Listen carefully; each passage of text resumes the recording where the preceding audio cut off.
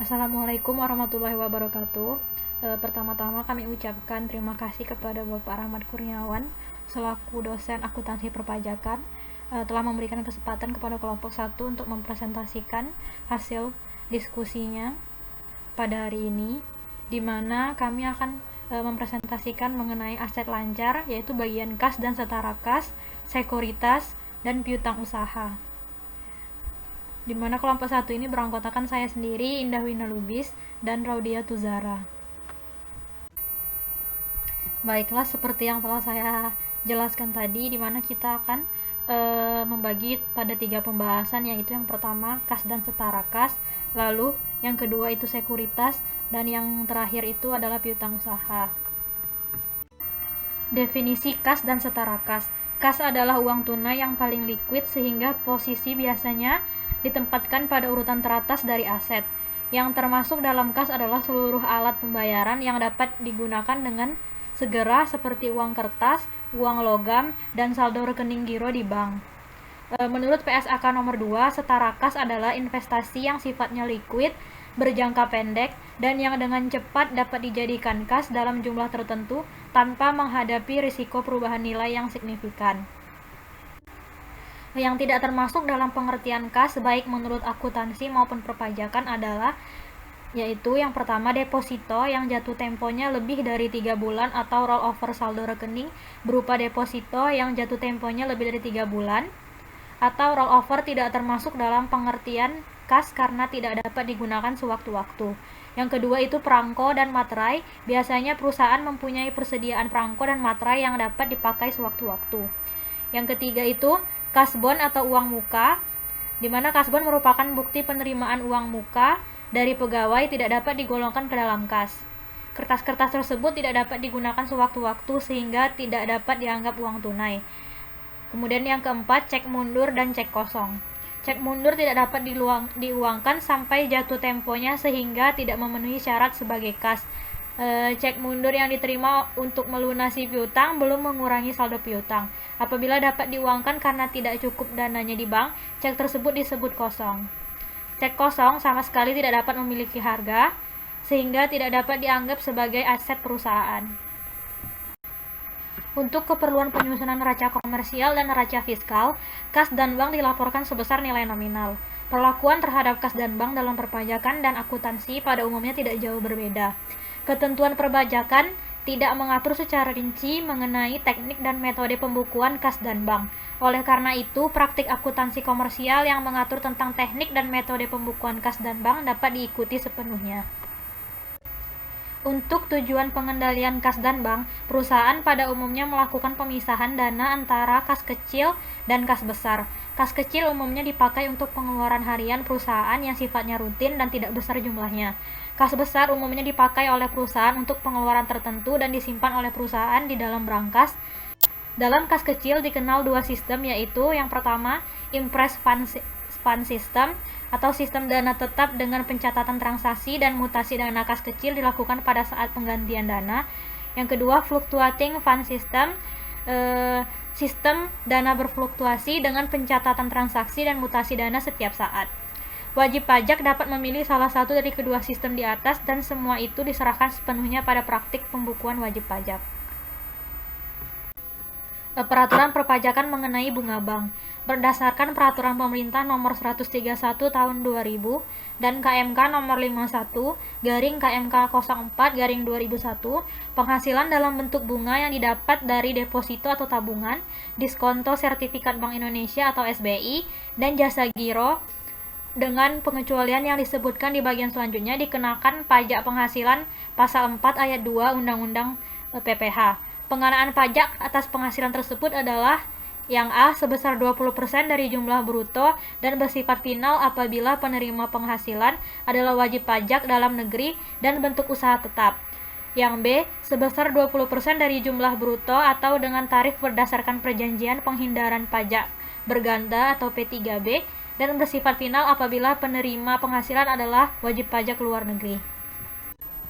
Penghasilan atas bunga deposito atau tabungan, diskonto SBI, dan jasa giro dipotong langsung oleh bank pembayar pada saat pembayaran atau pembebanan biaya Pihak bank tersebut yang akan membayar atau menyetor PPh 4 ayat 2 tersebut ke kas negara menggunakan surat setoran pajak dan melaporkannya ke kantor pelayanan pajak menggunakan SPT masa PPh 4 ayat 2. Pemotongan pajak tidak dilakukan terhadap yang pertama, bunga dari deposito dan tabungan serta diskonto SBI sepanjang jumlah deposito dan tabungan serta SBI tersebut tidak melebihi Rp7.500.000 dan bukan merupakan jumlah yang dipecah-pecah. Yang kedua, bunga data diskonto yang diterima atau diperoleh bank yang didirikan di Indonesia atau cabang bank luar negeri di Indonesia. Yang ketiga, bunga deposito dan tabungan serta diskonto SBI yang diterima atau diperoleh dan pensiun yang pendiriannya telah disahkan oleh Menteri Keuangan sepanjang dananya diperoleh dari sumber pendapatan sebagaimana dimaksud pada pasal 29 Undang-Undang Nomor 11 Tahun 1992 tentang dana pensiun. Yang keempat, bunga tabungan pada bank yang ditunjuk pemerintah dalam rangka pemilikan rumah sederhana dan sangat sederhana, kaveling siap bangun untuk rumah sederhana dan sangat sederhana, atau rumah susun sederhana sesuai dengan ketentuan yang berlaku untuk dihuni sendiri. Sehubungan dengan pajak final tersebut, pencatatan atas pendapatan bunga secara fiskal disajikan pada jumlah neto pendapatan bunga yang diterima, yaitu pendapatan bunga dikurangi PPh 4 ayat 2 atas bunga. Baiklah, kita masuk pada contoh kasus, yaitu pada tanggal 1 Januari 2020 mendapatkan bunga tabungan sebesar Rp1.000.000. Maka pencatatannya pada metode bruto atau gross method, yaitu bank didebit sebesar 800.000, PPh pasal 4 ayat 2 sebesar 200.000, di mana itu didapat dari 101 juta dikali dengan 20% sama dengan 200.000. Dan pada bagian kreditnya ada pendapatan bunga sebesar Rp1.000.000. Kemudian pada metode neto atau net method, jurnalnya adalah bank didebit sebesar 800.000 dan pendapatan bunga dikredit sebesar 800.000. Menurut transaksi tadi, pada dasarnya pelaporan atas pendapatan bunga secara fiskal disajikan pada jumlah neto pendapatan bunga yang diterima, yaitu pendapatan bunga dikurangi PPh pasal 4 ayat 2 atas bunga dengan jumlah Rp800.000. Hal tersebut sesuai dengan buku petunjuk pengisian SPT tahunan PPh Badan. Kas dan bank. Dalam Peraturan Pemerintah Nomor 51 Tahun 1994, rekening giro dimasukkan dalam kelompok tabungan. Kepada penabung, tabungan termasuk rekening giro memberikan penghasilan berkala berupa bunga. Dalam akuntansi komersial, penghasilan bunga itu bukan merupakan motivasi utama pembukaan rekening giro di bank, karena barangkali jumlahnya tidak begitu berarti. Kalau terdapat bunga dari rekening biro, akuntansi komersial akan mencatatnya sebagai penghasilan. Sesuai dengan ketentuan perpajakan, bunga itu dikenakan pajak penghasilan dengan tarif final 15%, dan tidak boleh digabung dengan penghasilan yang lain atau yang dikenakan tarif umum. Oleh karena itu, untuk tujuan akuntansi perpajakan, penghasilan itu tidak perlu dicantumkan dalam kelompok penghasilan atau kena pajak pada akhir tahun. Penyelenggaraan rekonsiliasi antara saldo kas dan saldo bank pada akhir tahun buku, adanya akrualisasi biaya pada sistem kas kecil dengan metode dana tetap, dan sebagai akibat penyesuaian atau biaya dan penghasilan karena rekonsiliasi saldo kas dengan saldo bank, dalam penyelenggaraan pembukuan untuk keperluan perpajakan adanya biaya dan penghasilan dari akrualisasi. Penyesuaian itu harus disesuaikan dengan ketentuan perpajakan yang berlaku. Rekonsiliasi saldo kas. Rekonsiliasi adalah tindakan membandingkan dua data untuk mencari kesesuaiannya. Jika rekening koran bank tersebut dibandingkan dengan catatan perusahaan, kemungkinan ada perbedaan yang dapat disebabkan oleh hal-hal berikut. Yang pertama itu, transaksi sudah dicatat oleh perusahaan tetapi belum dilaporkan oleh bank. Yang kedua, transaksi sudah dilaporkan di rekening koran bank tetapi belum dicatat oleh perusahaan. Yang ketiga, kesalahan yaitu baik yang dilakukan oleh perusahaan maupun oleh bank. Penyajian kas dan setara kas. Kas dan setara kas disajikan dalam pos aset lancar pada neraca. Berikut adalah ilustrasi penyajian kas dan setara kas pada neraca, dapat dilihat di atas. Kemudian transaksi kas dan setara kas juga disajikan dalam laporan arus kas. yang dapat dilihat di atas juga, di mana dibagi atas 3, yaitu arus kas dari aktivitas operasi, arus kas dari kegiatan investasi, dan arus kas dari kegiatan pendanaan. Perbedaan penyajian kas dan setara kas pada peraturan perundang-undangan perpajakan. Untuk keperluan penyusunan neraca komersial dan neraca fiskal, kas dan bank dilaporkan sebesar nilai nominal. Perlakuan terhadap kas dan bank dalam perpajakan dan akuntansi pada umumnya tidak jauh berbeda. Ketentuan perpajakan tidak mengatur secara rinci mengenai teknik dan metode pembukuan kas dan bank. Oleh karena itu, praktik akuntansi komersial yang mengatur tentang teknik dan metode pembukuan kas dan bank dapat diikuti sepenuhnya.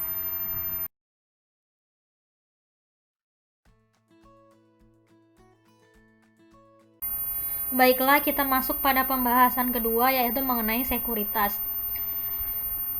Sekuritas atau surat berharga yang mudah diperjualbelikan sebagai bentuk investasi sementara dalam rangka memanfaatkan dana yang tidak dipergunakan atau secondary cash reserves merupakan pengertian dari sekuritas. Bentuk sekuritas adalah saham, obligasi, dan sekuritas yang lain. Yang pertama kita bahas mengenai saham. Sekuritas saham dapat berbentuk saham biasa dan saham preferen. Penghasilan dari saham dapat berupa dividen, saham bonus, hak membeli emisi saham perusahaan, dan capital gain. Berdasarkan ketentuan pasal 4 ayat 3 Undang-Undang PPH, dividen atau bagian laba yang diterima atau diperoleh perseroan terbatas sebagai wajib pajak dalam negeri, koperasi, badan usaha milik negara, badan usaha milik daerah, dan dari penyertaan modal pada badan usaha yang didirikan atau berkedudukan di Indonesia tidak dikenakan pajak dengan syarat dividen tersebut berasal dari cadangan modal yang ditahan, dan bagi PT, BUMN, dan BUMD yang menerima dividen, kepemilikan saham pada badan yang memberikan dividen paling rendah 25% dari jumlah modal yang disetor dan harus mempunyai usaha aktif di luar kepemilikan saham tersebut. Dalam praktik akuntansi komersial, mencatat nilai sekuritas berdasarkan harga perolehan dan harga terendah antara harga perolehan dan harga pasar. Dalam praktik fiskal, mencatat nilai sekuritas berdasarkan harga perolehan. Penghasilan dari penjualan saham tidak perlu dilaporkan dalam SPT dan dikonsolidasikan dengan penghasilan lainnya yang tidak dikenakan pajak final. Nah, untuk contoh soal saham bisa dilihat di atas. Maka jurnal akuntansi perpajakan untuk transaksi tersebut yaitu yang pertama, jika saham terjual dengan harga Rp1.100.000, maka jurnal pada tanggal 1 Maret 2007 yaitu kas sebesar 1.078.900 di debit, kemudian PPh pasal 4 ayat 2 sebesar 1.100 di debit, laba penjualan saham sebesar 80.000 di kredit, investasi dalam saham PT Mars sebesar 1 juta di kredit. Pada kondisi berikutnya yaitu jika saham terjual dengan harga Rp950.000, maka jurnal pada 1 Maret 2007 yaitu kas sebesar Rp939.050 di debit, PPh pasal 4 ayat 2 sebesar 950 di debit, rugi penjualan saham sebesar 60.000 di debit, dan investasi dalam saham PT Mars sebesar 1 juta di kredit. Selanjutnya pembahasan mengenai obligasi. Obligasi merupakan surat peminjaman uang yang akan dilunasi setelah jangka waktu tertentu. Umumnya, obligasi memberikan penghasilan bunga dengan jumlah tetap kepada investor. Ada kalanya, obligasi juga mempunyai hak atas pembagian keuntungan. Jika dalam pembelian obligasi termasuk dalam unsur bunga berjalan, bunga tersebut harus diperhitungkan sebagai penghasilan. PPh yang dipungut atas bunga obligasi yang tidak dijual di bursa efek tidak boleh dikapitalisasi, tetapi harus dicatat sebagai pajak yang dibayar di muka atau PPh 23 dengan tarif 50% dikali dengan penghasilan bruto. Sedangkan bunga obligasi di bursa efek dikenakan PPh final atau PPh 4 ayat 2 sebesar 20% dari penghasilan bruto. Contoh soalnya bisa kita baca di atas. Maka pencatatan investasi obligasi oleh PT Budi tahun 2011 adalah yaitu yang pertama investasi pada efek tertentu sebesar 110.000 itu di debit, pendapatan bunga sebesar 3.000 di debit. Kemudian utang PPh pasal 4 ayat 2 sebesar 1.500 di kredit. Kemudian kas atau bank sebesar 111.500 di kredit. Sesuai peraturan pemerintah tahun 2009, PT Budi berkewajiban melakukan pemotongan PPh pasal 4 ayat 2 atas diskonto yang merupakan penghasilan bagi yang menerbitkan obligasi sebesar 15% dikali dengan 10.000 sama dengan Rp1.500. Paling lambat tanggal 10 bulan berikutnya, PT Budi harus menyetor PPh pasal 4 ayat 2 yang telah dipotongnya ke kas negara. Maka jurnalnya adalah utang PPh pasal 4 ayat 2 di debit sebesar 1.500, kas atau bank sebesar 1.500 di kredit. Sesuai pasal 21 Undang-Undang PPh, PT Budi berkewajiban melakukan pemotongan PPh 21 atas pembayaran komisi yang merupakan penghasilan bagi yang menerima sebesar 5% dikali Rp8.000 sama dengan Rp400. Maka jurnalnya yaitu beban komisi di debit sebesar 8.000, utang PPh 21 di kredit sebesar Rp400, kas atau bank di kredit sebesar 7.600 di kredit. Paling lambat tanggal 10 bulan berikutnya, PT Budi harus menyetor PPh 21 yang telah dipotongnya ke kas negara. Maka jurnalnya adalah utang PPh 21 di debit sebesar Rp400, kas atau bank di kredit sebesar Rp400. Sesuai PP 16 tahun 2009, pendapatan bunga yang diterima PT Budi berkewajiban melakukan pemotongan PPh pasal 4 ayat 2 oleh PT Noni sebagai pemberi penghasilan sebesar 15% dikali Rp6.000 sama dengan Rp900. PPh ini bersifat final sehingga tidak dapat diperhitungkan oleh PT Budi pada SPT tahunan PT Budi. Jurnalnya adalah kas atau bank di debit sebesar Rp5.100, PPh 23 dibayar di muka, di debit sebesar Rp900, pendapatan bunga di kredit sebesar Rp6.000. Penyesuaian pada akhir tahun 2011 adalah sebagai berikut, yaitu piutang bunga di debit sebesar Rp3.000, pendapatan bunga di kredit sebesar Rp3.000. Premi obligasi diamortisasi sebesar Rp1.111 untuk 6 bulan selama tahun 2011 yang dimasukkan dalam pos pengurangan penghasilan bunga. Dengan jurnal pendapatan bunga di debit sebesar Rp1.111 dan investasi pada efek tertentu di kredit sebesar Rp1.111.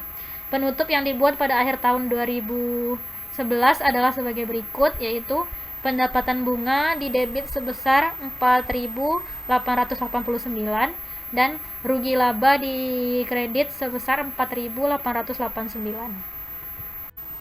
Lanjut pada pembahasan sekuritas yang lain.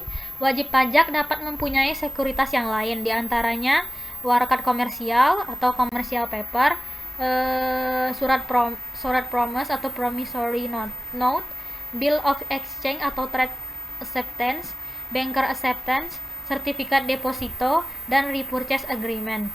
Sekuritas-sekuritas tersebut merupakan instrumen pasar uang yang dapat diperjualbelikan setiap saat. Selisih antara nilai yang dibayar pada saat pembelian dan nilai yang diterima pada saat penjualan atau pelunasan merupakan penghasilan bagi pemegang sekuritas dan biaya bagi penerbit sekuritas. Selanjutnya kita masuk pada pembahasan terakhir, yaitu mengenai piutang usaha. Piutang merupakan klaim atau hak untuk mendapatkan uang dari entitas lain yang diharapkan akan diterima di masa depan. Penggolongan piutang, yaitu yang pertama piutang usaha, yaitu timbul dari transaksi usaha dan dapat ditagih dalam waktu 30-60 hari. Yang kedua, wesel tagih. Itu janji tertulis untuk membayar dan untuk periode kredit lebih dari 60 hari. Timbulnya piutang, yang pertama akuntansi piutang usaha biasa, yaitu penjualan barang atau jasa. Yang A, perusahaan menjual jasa secara kredit pada tanggal 5 Januari 2011 sebesar 50 juta rupiah, maka jurnalnya adalah sebagai berikut. Di debit piutang usaha sebesar 55 juta, penjualan jasa di kredit sebesar 50 juta, PPN keluaran sebesar 5 juta. Yang B itu pemberian pinjaman. Pada tanggal 15 Januari 2011, PT Angkasa Pura II telah memberi pinjaman kepada pegawai sebesar 6 juta rupiah, maka jurnalnya di debit piutang pegawai sebesar 6 juta, di kredit kas atau bank sebesar 6 juta. Akuntansi wesel tagih atau piutang wesel. Yang A, saat timbulnya piutang wesel, yang pertama itu menjual barang atau jasa secara kredit, maka jurnalnya di debit piutang wesel, di kredit penjualan dan PPN keluaran. Yang B, terdapat piutang yang jatuh tempo, maka jurnalnya di debit piutang wesel, di kredit piutang. Saat jatuh tempo, yang A, pada saat jatuh tempo debitur membayar, maka di debit adalah kas atau bank dan uang muka PPh pasal 23, di kredit piutang wesel dan pendapatan bunga. Yang C, pada saat jatuh tempo debitur tidak bayar, maka di debitnya itu piutang dan uang muka PPh pasal 23, di kreditnya piutang wesel dan pendapatan bunga. Selanjutnya, kita masuk kepada pembahasan hubungan piutang dengan perpajakan. Salah satu akun yang sering dicatat dalam akuntansi ialah piutang. Ketika perusahaan memperoleh piutang dari customer, maka piutang tersebut dapat ditagih sehingga diperoleh pendapatan. Dan pendapatan itulah yang akan dikenakan perhitungan pajak. Dalam akuntansi komersial sering terjadi yang pertama trade discount atau cash discount, yang kedua retur penjualan, dan yang ketiga penyisihan piutang tak tertagih. Namun, pembukuan penyisihan atau allowance baik untuk potongan tunai, retur penjualan, atau piutang tak tertagih tidak dapat diperkenankan untuk tujuan perpajakan karena ketentuan perpajakan lebih menekankan pada keadaan senyatanya dan bukan bersifat antisipatif dengan penyisihan tersebut. Ketentuan perpajakan lebih melihat realitas dan memberlakukan metode penghapusan langsung atau direct written off method. Akan tetapi, pembentukan cadangan atau pemupukan dana cadangan untuk jenis usaha tertentu memperkenankan adanya pembentukan penyisihan atau cadangan sesuai dengan ketentuan perpajakan Undang-Undang PPh Nomor 36 Tahun 2008 Pasal 9 Ayat 1 huruf C JO.PMK strip 81 garing PMK titik 03 garing 2009. Selanjutnya kita masuk kepada pembahasan jenis piutang tertentu. Yang pertama, usaha bank dan badan usaha lain yang menyalurkan kredit, sewa guna usaha dengan hak opsi, perusahaan pembiayaan konsumen, dan perusahaan anak piutang. Yang kedua, cadangan untuk usaha asuransi termasuk cadangan bantuan sosial yang dibentuk oleh Badan Penyelenggara Jaminan Sosial atau BPJS. Yang ketiga, cadangan penjaminan untuk lembaga penjaminan simpanan. Yang keempat, cadangan biaya reklamasi untuk usaha pertambangan. Yang kelima, cadangan biaya penanaman kembali untuk usaha kehutanan. Dan yang keenam, cadangan biaya penutupan dan pemeliharaan tempat pembuangan limbah industri untuk usaha pengolahan limbah industri. Kemudian, penghapusan piutang menurut akuntansi. Semua piutang yang dimiliki suatu entitas tidak semuanya bisa ditagih, sehingga entitas tersebut perlu memperkirakan jumlah piutang yang tidak dapat ditagih berdasarkan pengalaman sebelumnya.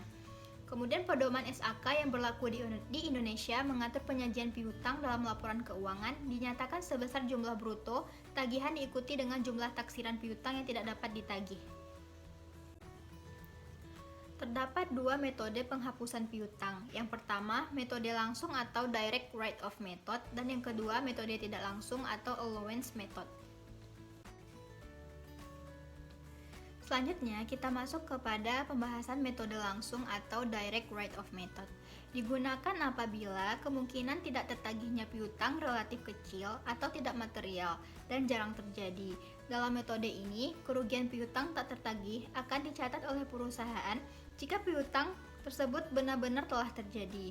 Sebagai contoh, PT RS mempunyai piutang dagang per 31 Maret kepada PT SS sebesar 50 juta.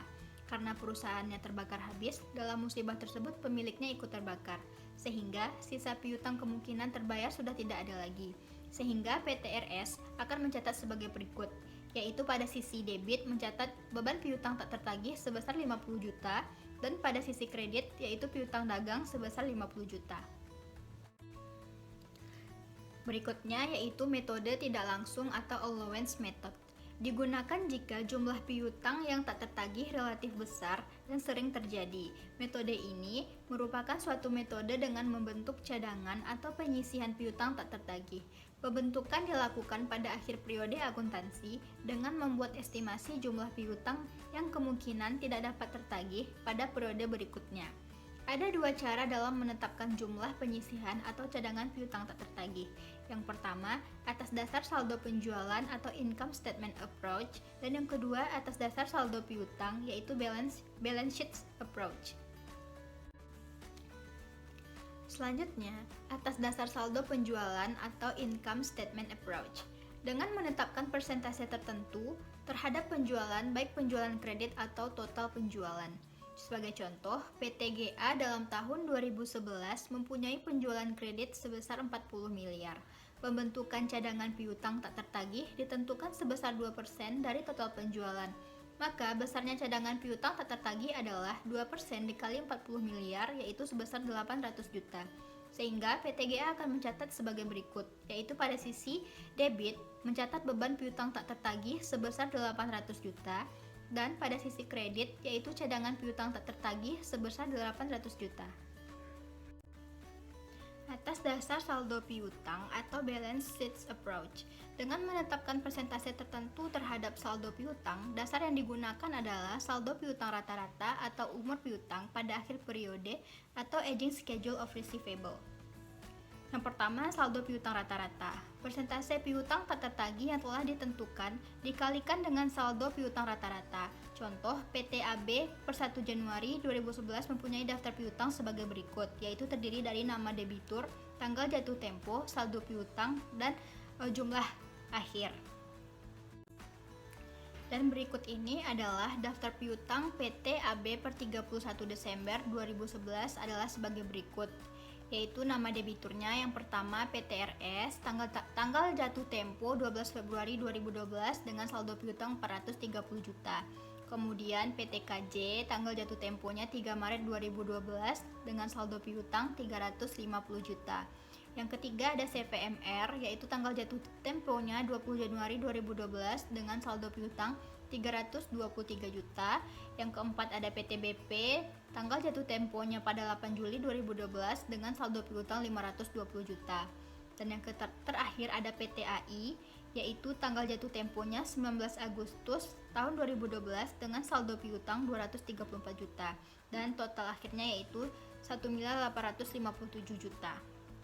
Jika persentase penghapusan piutang tak tertagih ditetapkan sebesar 10% dari saldo piutang rata-rata, maka besarnya beban penghapusan piutang untuk tahun 2011 adalah sebagai berikut, yaitu 10% dikali 1.782 juta ditambah 1.857 juta dibagi 2, yaitu sebesar 181.950.000 dengan jurnal sebagai berikut, yaitu pada sisi debit terdapat akun beban piutang tak tertagih sebesar 181.950.000 dan pada sisi kredit terdapat akun cadangan piutang usaha tak tertagih yaitu sebesar 181.950.000. Yang kedua yaitu saldo piutang berdasarkan umur piutang, yaitu dengan membuat daftar umur piutang atau aging schedule of receivable pada akhir tahun.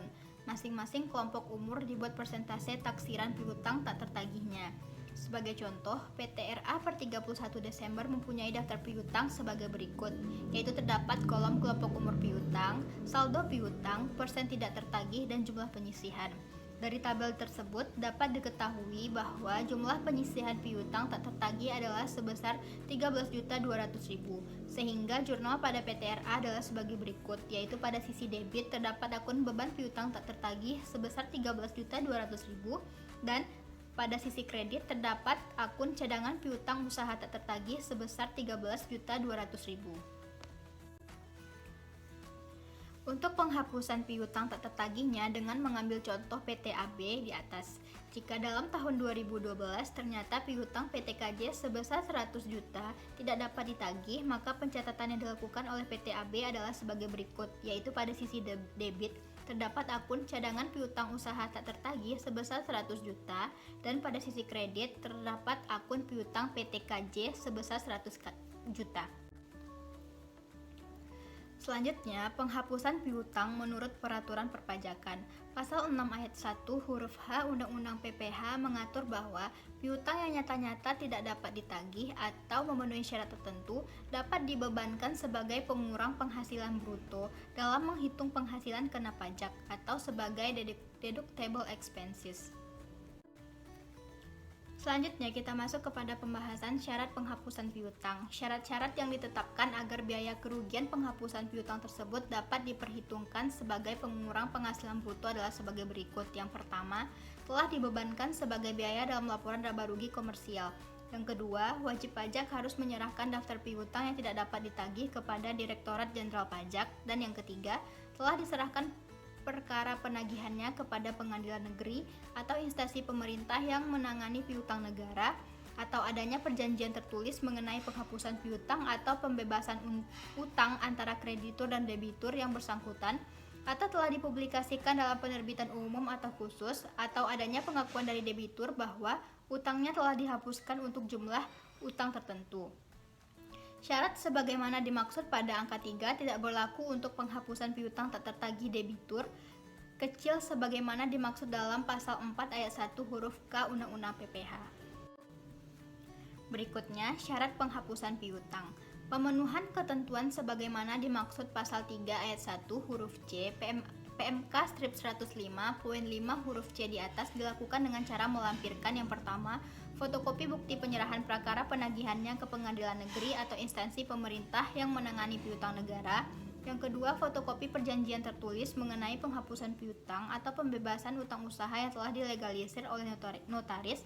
Yang ketiga, fotokopi bukti publikasi dalam penerbitan umum atau penerbitan khusus. Dan yang terakhir, surat yang berisi pengakuan dari debitur bahwa utangnya telah dihapuskan yang disetujui oleh kreditur tentang penghapusan piutang untuk jumlah uang tertentu yang disetujui oleh kreditur.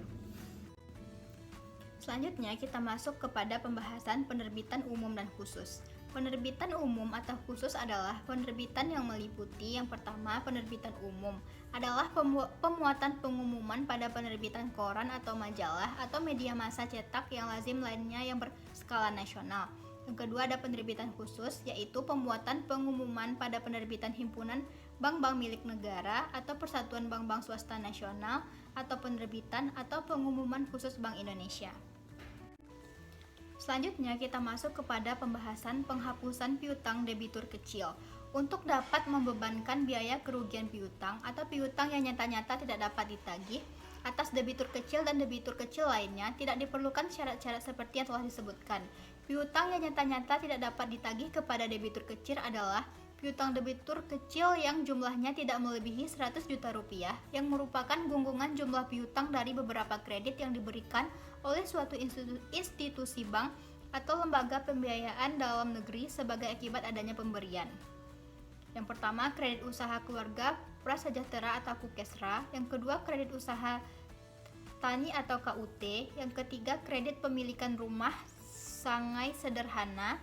Yang keempat, kredit usaha kecil. Yang kelima, kredit usaha rakyat. Dan yang keenam, kredit kecil lainnya dalam rangka kebijakan perkreditan Bank Indonesia dalam mengembangkan usaha kecil dan koperasi.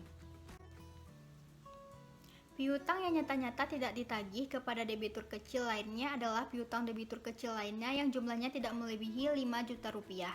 Kemudian piutang nyata-nyata tidak dapat ditagih kepada debitur kecil atau debitur lainnya. Debitur kecil lainnya sebagaimana dimaksud dalam pasal 3 harus dilampir daftar normatif yang berisi identitas debitur berupa nama, nomor pokok wajib pajak, alamat, dan jumlah piutang yang nyata-nyata tidak dapat ditagih. Penerimaan piutang setelah dihapuskan.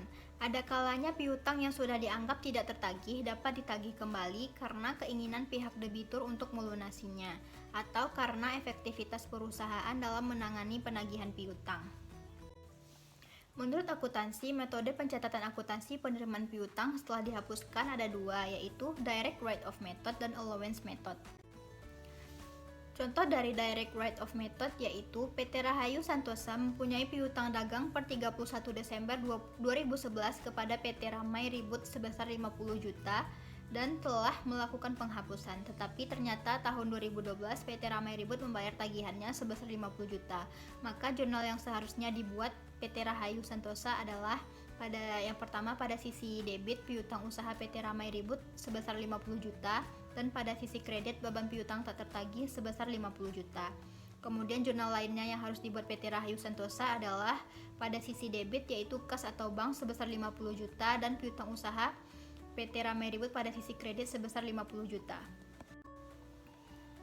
Selanjutnya, allowance method. Jika penerimaan piutang dari penghapusan secara akuntansi telah dilakukan tetapi tidak memenuhi persyaratan peraturan perpajakan, yaitu perlakuan sama dengan direct write off method. Sebagai contoh, PT Suasana Alam dalam tahun 2011 telah menghapus piutang PT Alam Bumi Raya sebesar 200 juta, maka jurnal yang harus dibuat PT Suasana Alam adalah di sisi debit itu penghasilan pajak tangguhan sebesar 50 juta, kemudian di sisi kredit yaitu aktiva pajak tangguhan sebesar 50 juta. Menurut perpajakan, PMK nomor 57 garing PMK 03 garing 2010 tanggal 9 Maret 2010 pasal 5A, apabila piutang yang nyata-nyata tidak dapat ditagih sebagaimana dimaksud dalam pasal 3 dibayar seluruhnya atau dibayar sebagian oleh debitur, jumlah piutang yang dibayar seluruhnya atau dibayar sebagian tersebut merupakan penghasilan bagi kreditur pada tahun pajak diterimanya pembayaran. Selanjutnya, direct write off method. Yang pertama, jika penerimaan piutang dari penghapusan secara akuntansi telah dilakukan tetapi tidak memenuhi persyaratan peraturan perpajakan, yaitu PT Rahayu Santosa telah menghapuskan piutang PT Ramai Ribut sebesar 50 juta, tetapi karena tidak memenuhi persyaratan perpajakan, maka pada waktu penghapusan tidak perlu dilakukan koreksi fiskal. Maka berlaku sebaliknya pada waktu menerima kembali piutang yang sudah dihapus, tidak perlu dilakukan koreksi fiskal. Walaupun tidak dilakukan koreksi fiskal, tetapi jurnal untuk akhir tahun tetap dilakukan oleh PT Rahayu Santosa, yaitu jurnal untuk menghapus aktiva pajak tangguhan sehingga ada jurnal yang dibuat.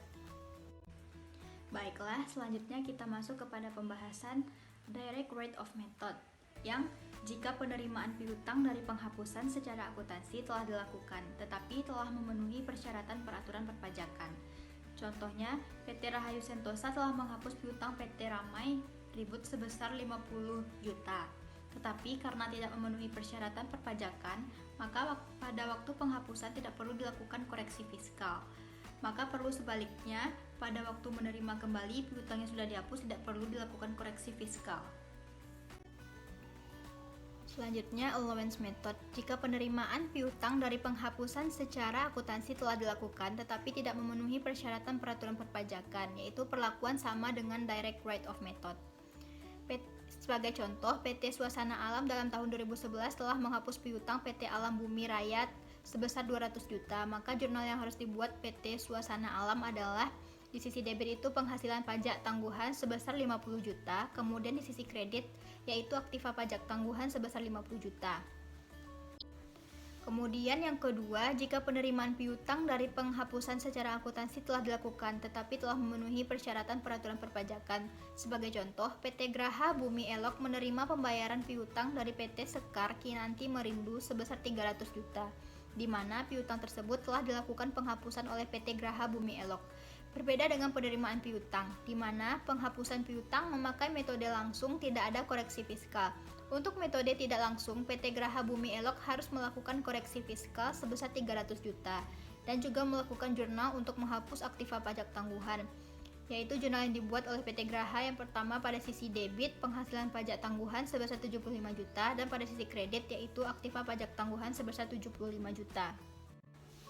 Selanjutnya kita masuk kepada materi hubungan penghapusan piutang menurut akuntansi dan perpajakan. Yang pertama, secara akuntansi telah dihapuskan namun tidak memenuhi persyaratan perpajakan. Ada dua metode, yaitu metode langsung dan metode tidak langsung. Yang kedua, secara akuntansi telah dilakukan dan memenuhi persyaratan perpajakan. Yang pertama, penghapusan piutang secara akuntansi telah dilakukan namun tidak memenuhi persyaratan perpajakan. Yang pertama, metode langsung. Contoh, PT Mekar Utama mempunyai saldo piutang sebesar 1.240 juta pertengahan tahun 2015. Piutang atas nama CV Indah Sejati dihapuskan sebesar 50 juta. Maka Mekar Utama seharusnya akan membuat ayat jurnal sebagai berikut, yaitu beban penghapusan piutang dan piutang CV Indah Sejati. Tetapi untuk menghitung PKP, penghapusan piutang CV Indah tersebut belum memenuhi persyaratan sebagaimana diatur dalam peraturan perpajakan. Maka beban sebesar 50 juta tidak dapat dibebankan sebagai biaya dan perlu dilakukan koreksi fiskal oleh PT Mekar Utama pada akhir tahun pajak. PT Mekar Utama membuat jurnal untuk mengakui perbedaan perlakuan penghapusan piutang tersebut sebagai berikut, yaitu aktiva pajak tangguhan sebesar 12.500 dan penghasilan pajak tangguhan sebesar 12.500. Selanjutnya kita masuk kepada metode tidak langsung.